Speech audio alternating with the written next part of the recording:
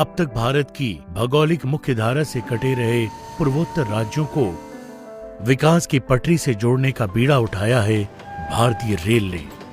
भारत सरकार ने अनदेखी का शिकार इन राज्यों में परिवर्तन के जो प्रयास शुरू किए हैं, उनमें रेल मार्ग कनेक्टिविटी प्रमुख है और भारतीय रेल पूर्वोत्तर के 8 राज्यों में युद्ध स्तर पर काम कर रही है। नॉर्थ ईस्ट फ्रंटियर रेलवे के तहत इन राज्यों की राजधानियों को 2023 तक आपस में ब्रॉड गेज से जोड़ने का लक्ष्य रखा गया है। भारतीय रेल ने इन दुर्गम भौगोलिक क्षेत्रों में अपने अनुभव और नवीन तकनीक की सहायता से पिछले 4 साल में तेजी से कार्य प्रगति की है। सिक्किम को छोड़कर पूर्वोत्तर के सभी राज्य अब ब्रॉड गेज नेटवर्क से जुड़ चुके हैं।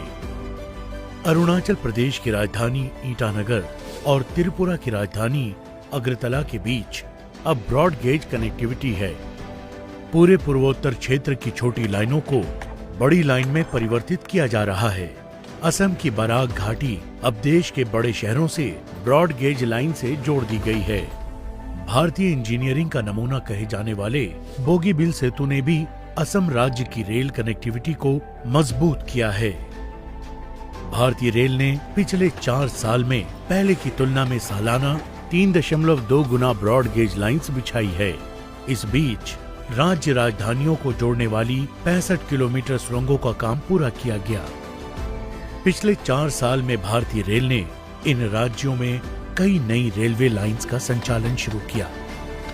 इन दूरस्थ क्षेत्रों के ब्रॉड गेज नेटवर्क से जुड़ जाने से न सिर्फ इन राज्यों के बीच संपर्क तेज हो रहा है, बल्कि पूर्वोत्तर राज्य राष्ट्र की मुख्यधारा से जुड़कर सामाजिक, आर्थिक और व्यावसायिक रूप से मजबूत होंगे और राष्ट्र निर्माण में भागीदार बन सकेंगे।